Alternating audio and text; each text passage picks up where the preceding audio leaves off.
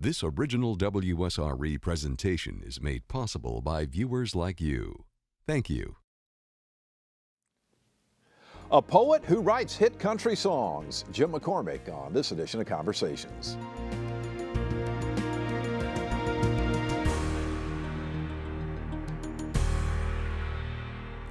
Jim McCormick's resume might not be what you would expect for a hit songwriter in Nashville. But in the music business, resume bullet points are much less important than great lyrics. In McCormick's case, he's impressive on both fronts. He has an undergraduate degree in English from Georgetown University in Washington, D.C., and a Master of Fine Arts degree in poetry from the University of New Orleans. He's an adjunct professor at both Belmont University in Nashville and Loyola University in New Orleans. Despite his impressive academic credentials, it's Jim McCormick's songwriting skills that have landed him on the Dean's List in Music City. McCormick has co-written #1 hits like Take a Little Ride by Jason Aldean and Brantley Gilbert's You Don't Know Her Like I Do. In addition to those two hits, his songs have been recorded by premier artists like Luke Bryan, Tim McGraw, and Randy Travis. We are pleased to have Jim McCormick on this edition of Conversations. Thanks for joining us. Thanks very much. Great to be here. You sort of took a unique, shall we say, trip to Nashville. I mean, here you are, very well educated. Not typically what you would think of as a country music songwriter. How did it come about? Well, one thing I found out when I got to Nashville was there is no typical country music songwriter. Everybody's got their own path, and it's pretty unique when you get into the nuts and bolts of it. I think I found my way to Nashville because the songwriting going on there had and still has a strong literary quality to it, that the lyrics were primary in that genre in a way that they weren't maybe in rock and roll at the time, and it drew me in. The great writing by Bob McDill and those kinds of writers, the story songs, the Tom T. Hall kinds of songs, really sort of sent out a flair to me that I responded to.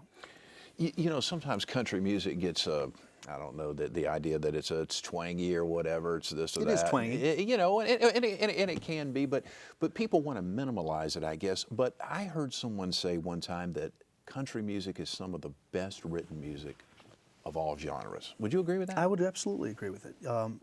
Like all genres, it has its poorly written songs. But I think that the great country songs are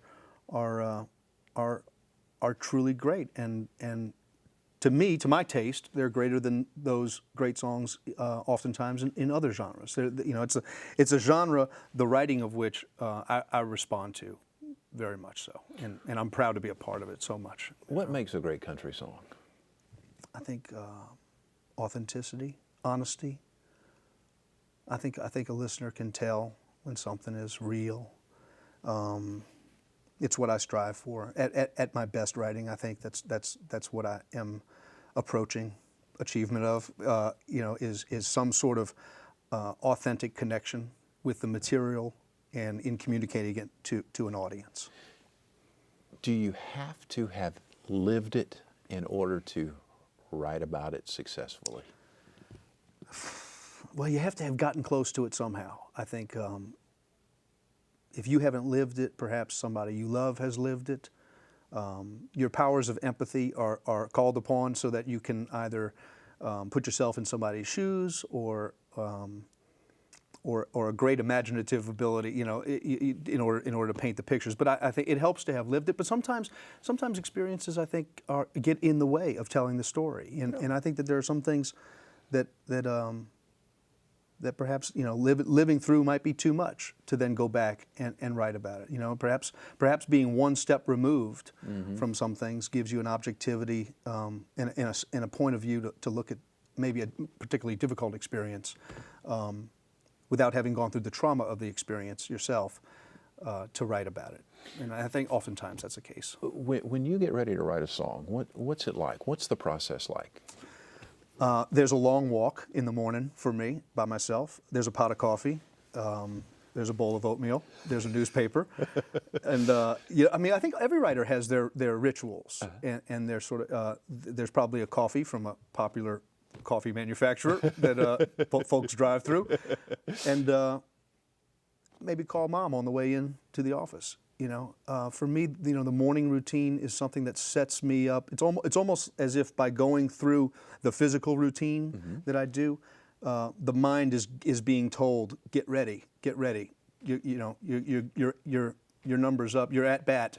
You're in the dugout. You're next. You're on deck. Here we go. And so that by the time I get to my appointment, which is how I write generally, usually around 10 o'clock in the morning, unconsciously I'm prepared for the write in a way. I think that I have now grown into a craftsman's like habit of getting myself into that position. So you don't take that approach like I've heard some say that they're driving down the road and they'll see a sign and they go, oh wow, that'd make a great song, and they'll write it. Well, I take that absolutely.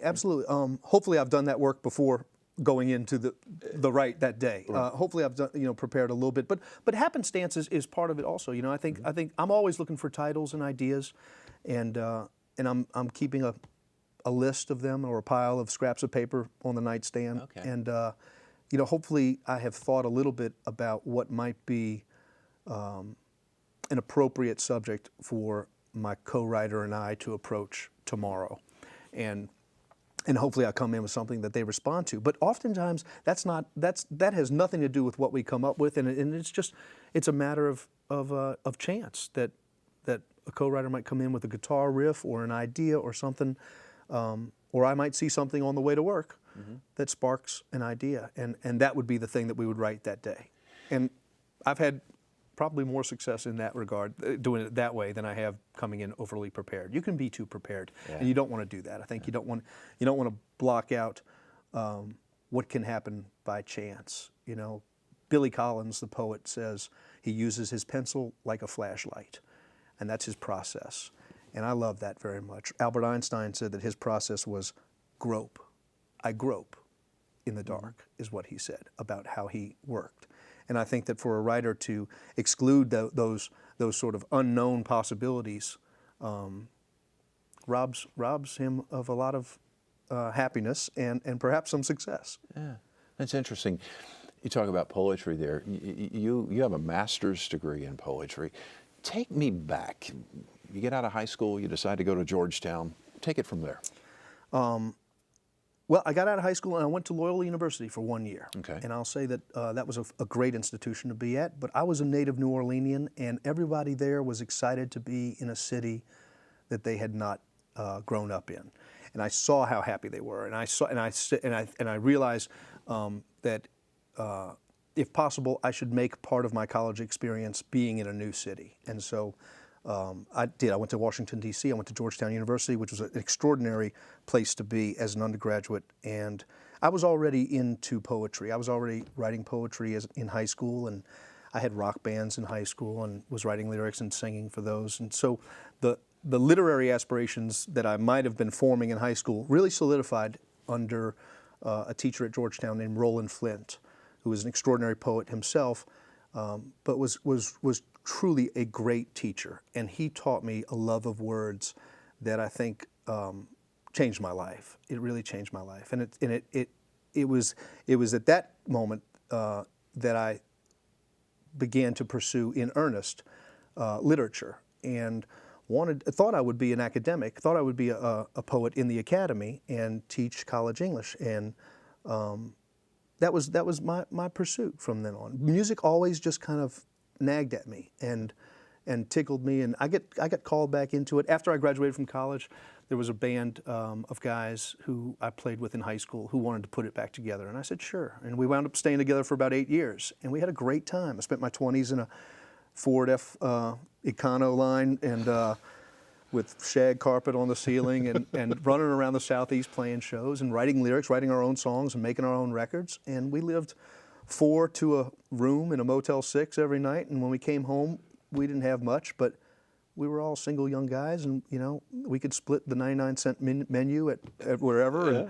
And, it was a great time in my life. But during that time, I always knew in the back of my mind I was going to go back to the university and teach. And so I did get a graduate degree at the University of New Orleans in poetry, studied with a fine poet there named Richard Katrovas, and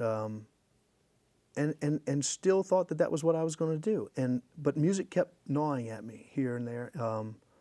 And when I got out of the graduate program, I needed to make a living. There was a journalism job to be had. So I went and did journalism for a little bit at a trade magazine, and was very unhappy. Music Now the rock band had closed up, all that was done. I was writing still my own songs a little bit of poetry, and I was really at sea a little bit as to where I was going to go. I was probably approaching 30 and unhappy. And I had a couple of friends in Nashville who said, "Come check this out."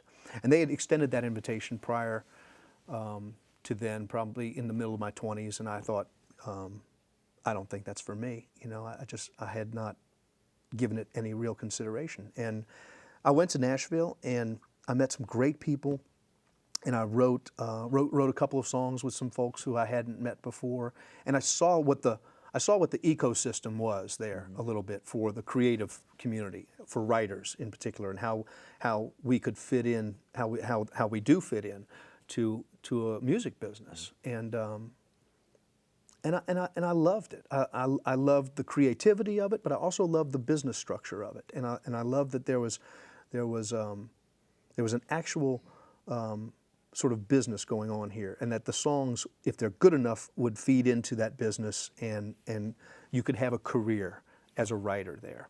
Something that's very difficult, no matter what kind of writer you are.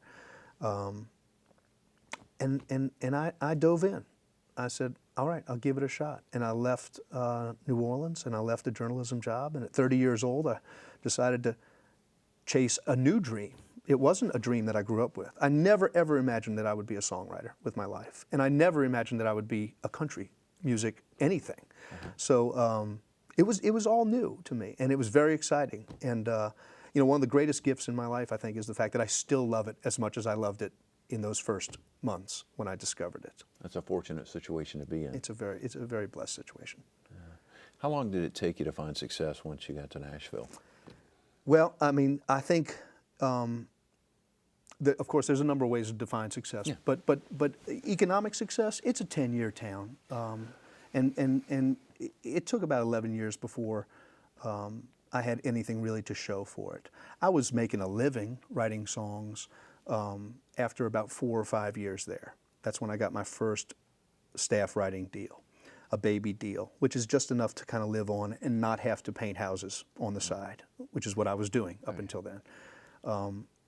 But they say it's a 10-year town. If you are fortunate enough to have something happen, it usually takes, I mean, there's a lot of other writers who I've had this conversation with, and their experience points to that being true, that it takes about a decade for something to connect that gives you a little breathing room.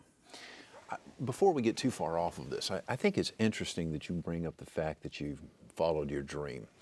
And as I was researching the show, I stumbled across a video, a speech that you gave to Jesuit High School in New Orleans in just a couple of minutes, because I thought there was, and I would encourage the audience to go YouTube that and find it. I think it was very, very well done. Thank you very much. Hit a couple of highlights of what you told those high school students.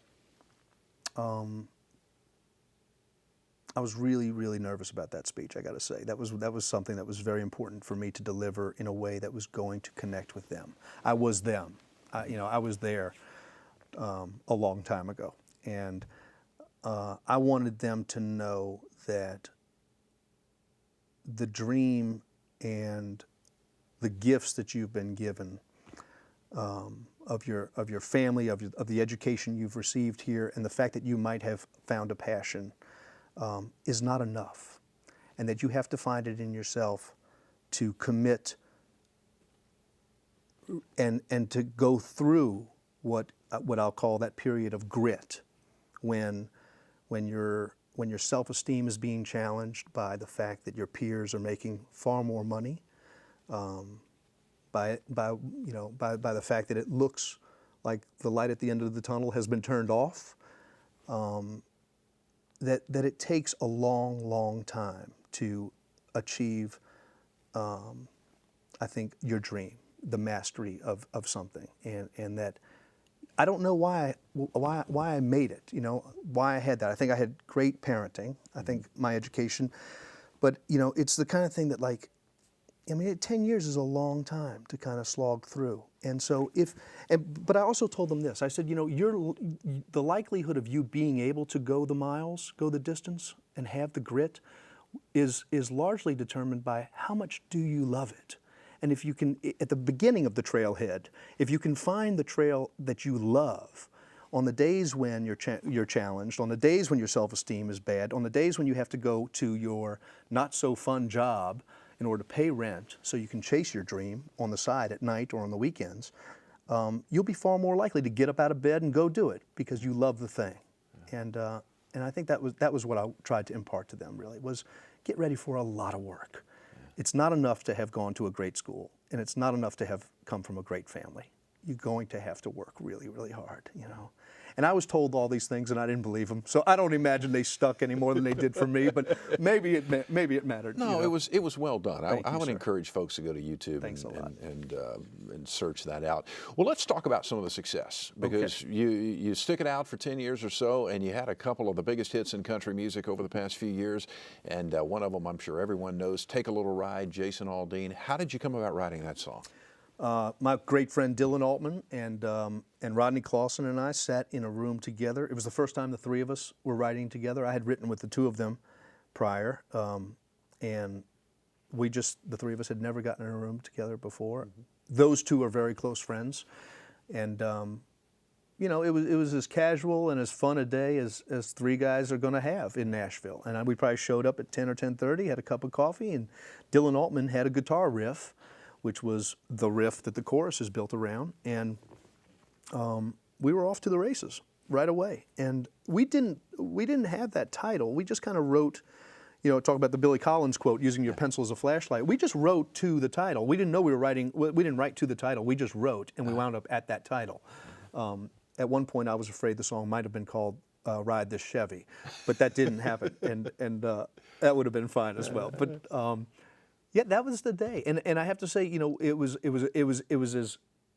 as pleasurable a day as I'm going to have in Nashville. We didn't know we had written a big smash, but we felt good about ourselves. And but then I'll say this, you know, the process in Nashville doesn't stop there. We demo songs for the artists.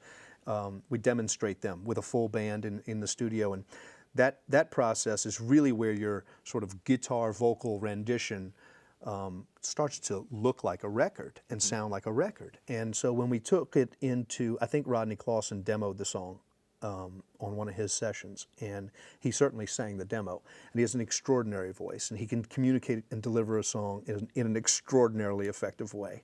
And once that demo was mixed and done,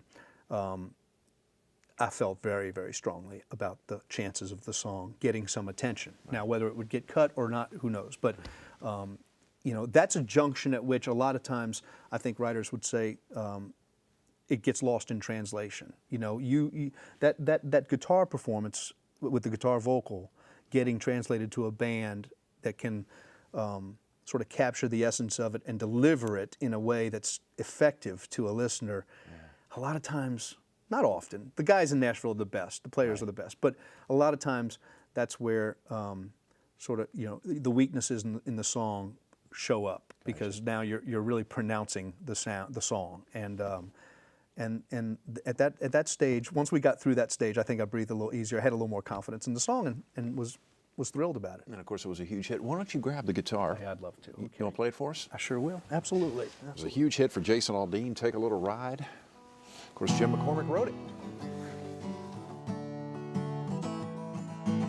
Been going round and round all day, baling some hay and stacking it all up.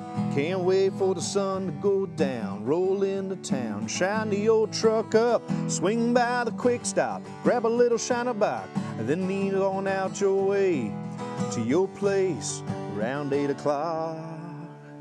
Yeah, I'm just ready to ride this Chevy down a little dirt road. Slide your pretty little cell phone over, get a little closer, you can play my radio.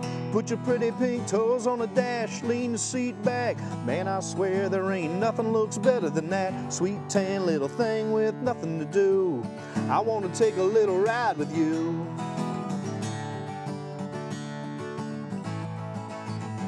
Hope you're wearing those frayed out cutoffs. Make me wanna get lost out in the moonlight. Drop the tailgate down on a turn row. Watch the corn grow. Baby, that's a good night. Anyone from the shortland is gonna understand what I'm talking about right now. Ain't no doubt we got a game plan.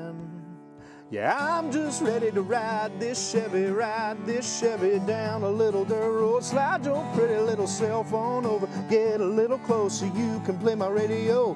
Put your pretty pink toes on the dash, lean the seat back. Man, I swear there ain't nothing looks better than that sweet tan little thing with nothing to do. I want to take a little ride with you. That's great. Thanks, Jeff. That's great. Thank you very much. Oh man, how many records did that sell? Well, I think he's coming up on 2 million records Wow, with it. 2 million. The single was out for a little bit before the album, and the album's doing great still. So, a real fortunate position. Not a bad day's work. Not a bad day's work. If only I knew which days were going to be like that, right? That's right. Tell me about the other one you had, Brantley Gilbert. You don't know her like I do. Tell me about that one. Well, Brantley and I we were both at Warner Chappell Music at the time, and we were introduced by our publisher, Cos Weaver, and I think they made an appointment for Brantley and I to write a song together. And we had met in the halls, and we liked each other, and just it's one of those situations where we got in the room, and he was going through that situation in real life. We hit it off perfectly, and he opened up to me about the situation, and we probably just talked for the first couple of hours about what was going on in his life. And I won't lie, I took a couple notes during the conversation, and we began to write the song based upon his experience, what he was feeling at the time, and him being an artist and making a record for his career. As a writer working with an artist, a lot of times, I really see my job is to help the artist facilitate what it is they would like to present in their performances. And it wasn't a deliberate sort of conscious, hey, we need a song like this. It wasn't that at all. But I was trying to attend to his authenticity and his honesty in telling me what was going on in his life. And I think, I think that the strength of the song and the success of the song is testament to his openness with me that day about what he was feeling, because we really did stay true to the reality of what he was experiencing. And I think that's why that song connected with people and what's going on there. It gets back to my comment about authenticity. You were telling me before we went on the air that one of your personal favorite songs that you've written is one that Randy Travis recorded. Mm-hmm. Tell me more. Absolutely. It's called You Didn't Have a Good Time. I wrote it with two very close friends, Chris Bergsness and Jason Matthews, and we wrote the song. We wrote the song out of a personal experience of mine. It kind of came, not that the whole song, all the details of the song are my experience, but the song was born the morning Chris and I were driving down to Jason's house. He lived a few miles south of Nashville, and we were making that drive together. And we had gone out the night before, and I was a much younger man, and I would have a couple, and I said, man, I said, that was a rough night last night. And he was like, yeah, it was a little rough on you. I said, that's all right, I had a good time. And he looked at me, he said, I was there, you didn't have a good time. And he put it to me, as a good friend will sometimes. And he just said, no, you think you had a good time. I know you think you do, but you didn't really have a good time. And I think that the truth of the statement really made me angry. I didn't like hearing it, and we didn't have much more friendly conversation from that moment on until we got down to Jason's. And we got to Jason's house, and he knows us well, and he immediately sensed that we were fighting or something was wrong, and he's like, "What's wrong?" And I didn't want to talk about it, so I didn't say anything. And Chris wasn't going to say nothing about it because he didn't want to pour more salt in the wound or whatever. And finally, Jason just wouldn't let up because I think he saw an opportunity to write something, and he was like, "What is going on? This is fodder, And Chris told him a story, and he said, "Is that true?" I said, "Yeah, it's true." He goes, "Well, that's what we're writing today," you know. And I got to give him the credit because he held up my feet to the fire on that and dragged, you know. I mean, by the time 11 o'clock or noon rolled around, I realized this is a really extraordinary song. I think that we're writing. I can put my pride aside and get a great song. Nothing more important than a great song, right? And we really, you know, I think we probably worked on it for a couple of days or more and revisited it. It was a theme that all three of us were familiar with, either out of personal experience or experience of loved ones. And, you know, it felt, again, like something we were saying was true and mattered. And that's a great feeling when you're writing a song. That if you're digging around in the muck and the thing of what you're talking about has some importance, you know, that's the kind of thing you want to be. I want you to grab the guitar. I want you to do that for us as we close the program out. What a pleasure Jeff, visiting really with you. is. Thank you so much. Hey, my pleasure, and continued success. Thank you, sir, so much. You're going to get ready here and play the song for us in just a moment. I'm going to close things out here. By the way, you can find out more about Jim online at jimmccormicksongs.com.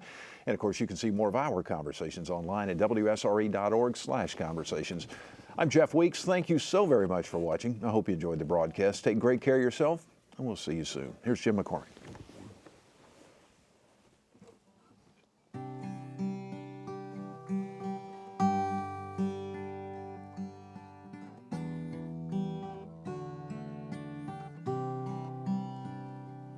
Your hand was wrapped around the bottle, your arm wrapped around her waist, and you were running at full throttle, big smile across your face. You were the life of the party, but it was only in your mind. Hate to be the one to tell you you didn't have a good time. Well, I bet you don't remember kneeling in that bathroom stall and praying for salvation, cursing alcohol. And then you went right back to drinking like everything was fine. Hey, let's be honest with each other, you didn't have a good time. So take a good hard look in the mirror and drink that image down. I'm the truth that you can't run from, I'm the conscience you can't drown. And the happiness you want so bad, well, you ain't gonna find until you start believing you didn't have a good time. Yeah, when you woke up this morning, I bet you just assumed that you got something out of the empty bottles in this room. There ain't an angel who can save you if you're listening to the wine. Support for this program is provided in part by these corporate sponsors.